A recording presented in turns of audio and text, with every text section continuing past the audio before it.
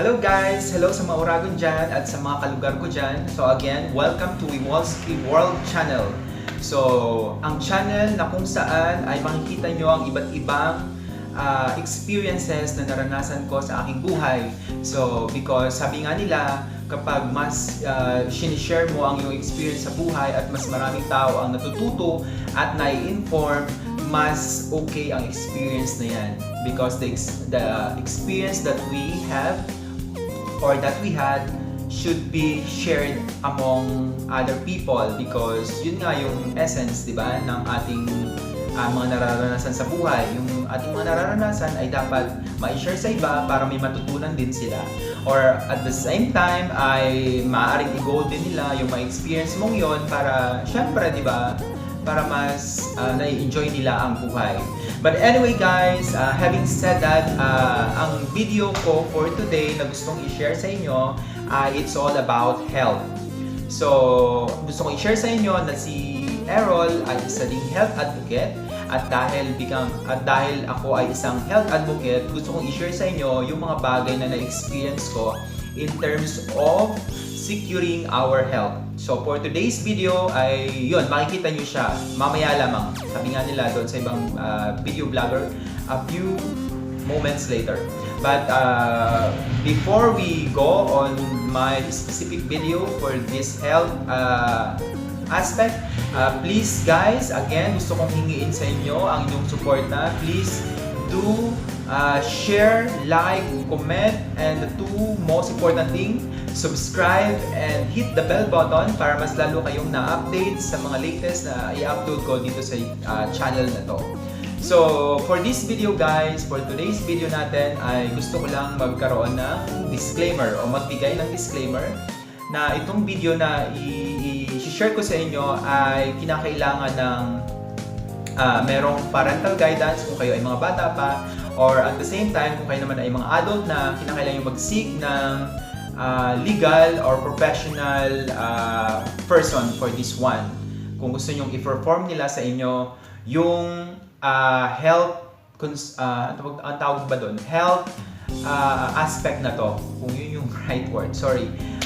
But anyway, yung gusto kong i-share sa inyo, it's all about the acupuncture. Ayan.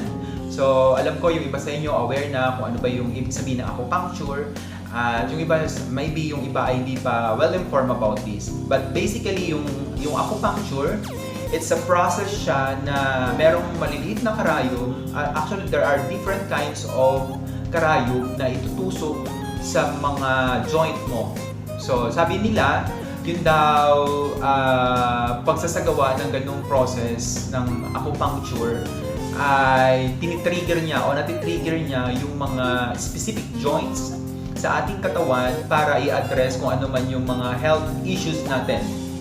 So, for example, halimbawa, tutusukin yung ating talampakan kasi the nerve goes through our internal organs, something like that.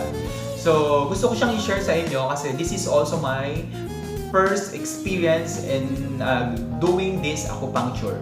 So again, of course, yung acupuncture ay ginagawa lang siya ng professional acupuncturist. So ibig sabihin guys, hindi pwede na ang normal people na walang experience sa ganitong gawain ay gagawin niya ito kasi it can danger your health too kung hindi ka talaga professional para dito. So again, the person na dapat gagawa nito sa inyo ay isang acupuncturist na meron siyang legal documents. For example, meron siyang professional certificate coming from the acupuncturist group, something like that. So, kaya kung may nag-o-offer sa inyo na ganitong procedure, make sure na yung tao na yun ay meron siyang certificate. So, bakit ito ginawa? Well, ginawa ko to katulad na sinabi ko nga sa inyo sa video na to na ako ay isang health advocate at as much as possible, I want to explore more of the health procedures na pwede kong ma-undergo because mas maganda na ayun, na-experience natin yung iba't ibang types of, securing our health.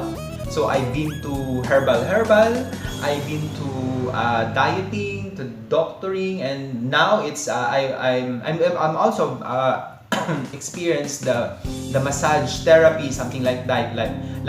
Kung hindi nyo pa napapanood yung experience ko sa pag-undergo ng Bentosa, so yun, makikita nyo rin siya dito sa YouTube channel na to. So kung gusto nyo ma-experience din yun at makita yung experience na yun pala, pwede nyo siyang i-search dito sa aking YouTube channel at makikita nyo rin kung ano yung experience namin when we do experience the Bentosa.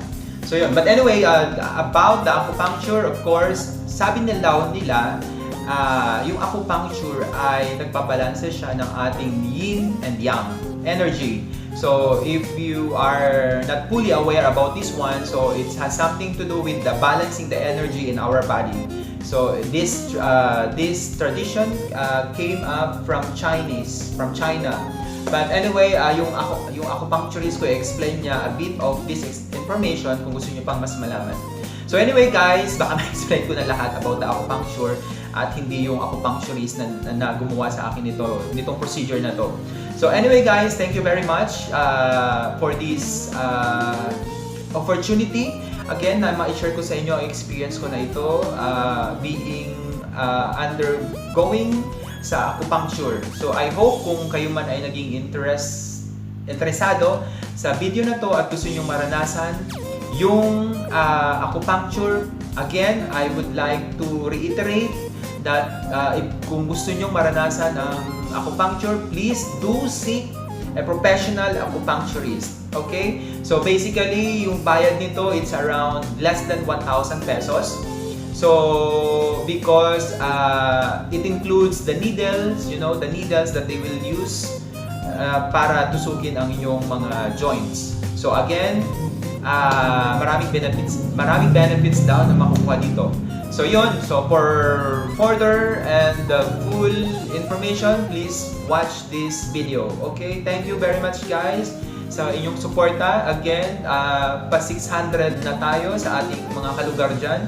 Maraming salamat po sa inyong suporta at I'll make it sure na lahat ng video na i-upload ko in the future ay informative at talaga may mga matutunan kayo.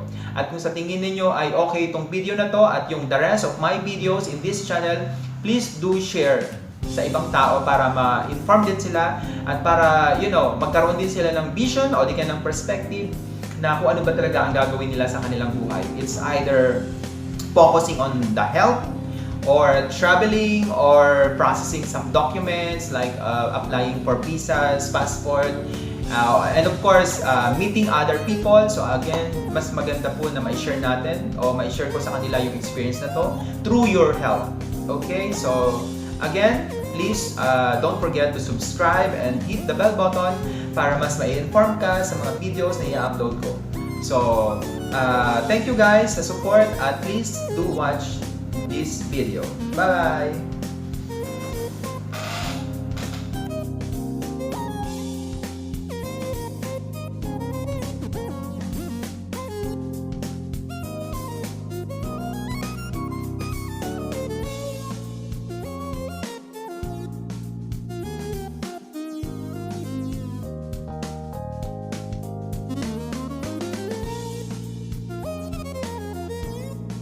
Mata, galit na ako niyan. Pag yun yung itsura ko. Parang gusto pakita yung kabalasitan ko. Ang tawag mo? Bakit mata? Ibig sabihin, alam ko ang ginagawa mo. So, what's your action? Ganun yung ibig sabihin. Para makikita ko lahat ng mga ginagawa na. Ganun yun. It's a sign of progress. Sa'yo ko lang sinabi. Pero sa isa natin, hindi pwede ang ganyan forward. Pag gagawa ko ng isa.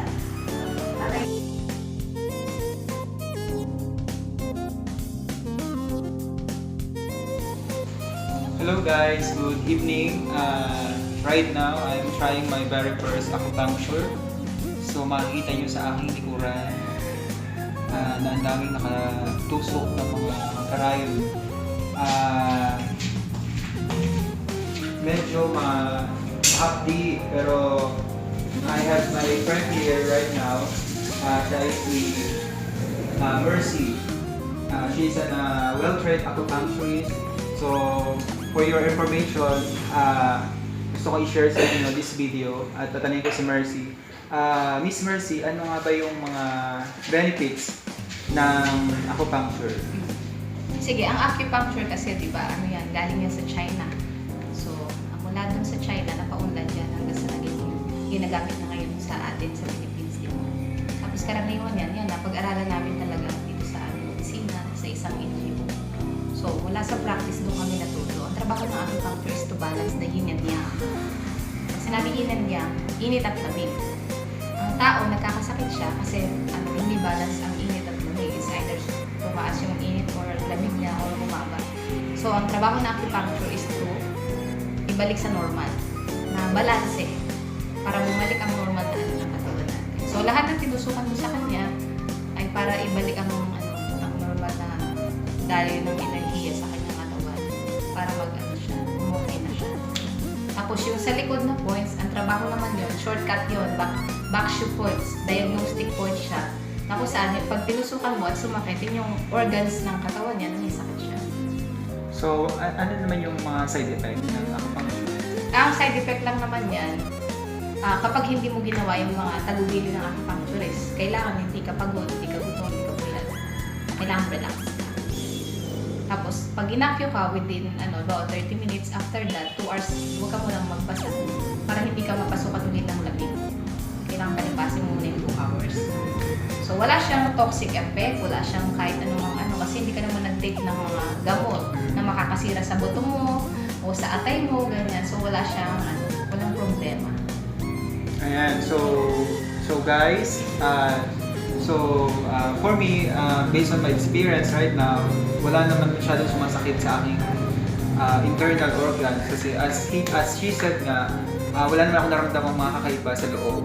So I really suggest sa lahat ng mga kaibigan ko, especially sa mga health advocate at sa mga health conscious na i-try itong acupuncture because this is based from the history. Actually, this is from the China, as Mercy said, na very beneficial talaga sa ating health. So, stay healthy and live your life to the fullest. See you, bye-bye!